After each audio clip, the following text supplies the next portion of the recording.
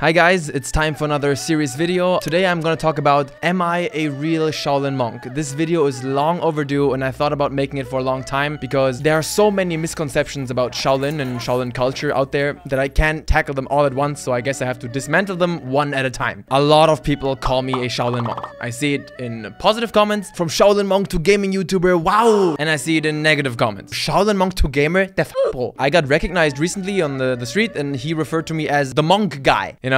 So I guess that's how people remember me as. And I'm definitely not innocent when it comes to this whole issue, because in the video I did with the internet historian, I referred to myself as a former Shaolin warrior monk who does game reviews unlike anything you've ever seen before. Right. Yes. Well, like involving karate and stuff. But then I refer to myself as a disciple, so what's going on exactly? What do these words mean? And I'm very sorry if I haven't been that clear on it. I realize that as I become sort of a public person, that people want consistency, and when you say one thing here and the other thing there, they get confused and mad and angry and like, so what are you exactly? In order to explain this, I have to explain a couple of things about the Shaolin Temple, because Shaolin culture is fairly complicated. It's not a monk school. Bro, there's a YouTuber, ain't this like, he the one who went to the monk school, bro? Everybody wants to be an expert on it because it's interesting, but here's what it is. There is a distinction that has to be made between Shaolin monks, Shaolin warrior monks, and Shaolin disciples. 99% of people don't know this, that you have this distinction between monks and warrior monks inside the temple. It's not that difficult. So what's the difference there and what does that mean? Shaolin monks are full-fledged monks, actual Buddhist monks, just like you imagine they are, okay? They are very good at Kung Fu still, but they don't have girlfriends, they don't eat meat, they don't drink, and they pray a lot, they work in the temple, they clean things up.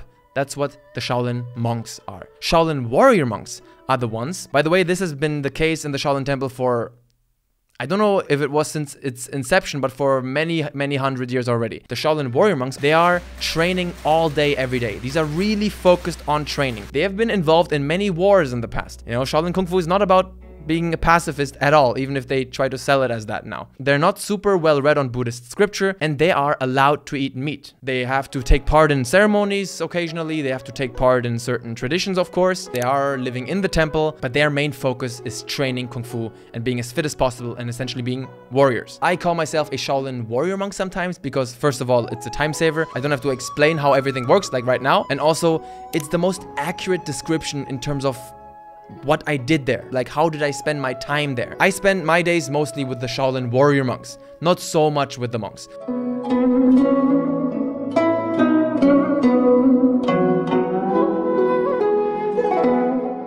So that's training, relaxing, performing, and occasionally traveling with the monks. But just because I call myself a Shaolin warrior monk doesn't make it officially true, right? Because I wasn't, and I'm not. I'm not officially a Shaolin monk, I'm not officially a warrior monk. People often struggle to understand how my daily routine was. I wasn't a monk. I am officially a Shaolin disciple. So what does that mean? Essentially, not that much. I don't want to get into the whole business aspect of Shaolin right now. Maybe I'll talk about this in the future, but then it gets political. Almost anyone can become a Shaolin disciple. You can go to the temple, they'll have a ceremony for you, and you'll get a Buddhist name, you get a little Buddhist sort of passport, and then you become a disciple of the current abbot. And that's what I am, officially. But while I was at the temple, I wasn't a disciple. I did that ceremony on the day or the day before I left, because it doesn't really mean that much to me. Some people come to Shaolin and they just go there, they throw money at them, and they have the ceremony, they become disciples because they need the certificate, they need the paper. To be honest, that was also one of the things that I had to consider when I left, because at that point my plan was to open a Kung Fu school and to teach. And I know that Westerners, especially Germans, they all need certificates. They all need that stuff. Oh, you were at Shaolin Temple, where's your document? They need all these papers that show that when you were there. I have all that, I did all that just to future-proof what I've done in these 3 years. But that's not what matters to me so much. I'm not proud that I am a Shaolin disciple, I am proud of these 3 years that I spent there. The incredible privilege and luck I was afforded to train and spend my days with the monks. The things I learned and the people I've met is what I remember from that place, and you can memorialize that through some piece of paper. You can't put that into a certificate or a whatever. That paper that states I'm a Shaolin disciple, that's business in a way. That's essentially a business card, so that people know, okay, he's the real deal. Also, I don't know what that means entirely, because if you talk to all the Shaolin disciples in the world, and there are a lot, there are all sorts of people there. A lot of people who I think shouldn't be teaching. A lot of people who didn't spend much time in Shaolin. They were there for a week maybe. So that's another issue for another day. I hope now you're not more confused than before. I remember that I almost called my For Honor reaction video Real Shaolin Warrior Monk Reacts To, but then I couldn't do that with a clear conscience because I'm not that officially. I'm a disciple. But I didn't want to call it Disciple Reacts because I don't identify with that word. It doesn't carry meaning for me. And that sort of groups me in with a whole bunch of people that I don't want to have anything to do with. And when the people that you train with for such a long time refer to you as a fellow Shaolin warrior monk, then it sort of becomes official for you, but I have no certificate to show it.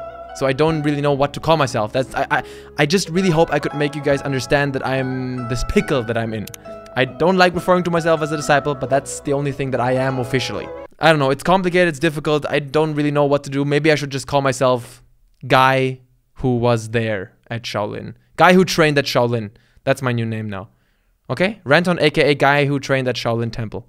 Yikes. Recap. Officially not a monk, officially not a warrior monk, but officially a Shaolin disciple, which again doesn't mean that much. Okay, I hope I cleared things up. There's still gonna be people everywhere calling me a monk. I'm sorry that I haven't been super clear on this before. It's totally on me. I'm sorry.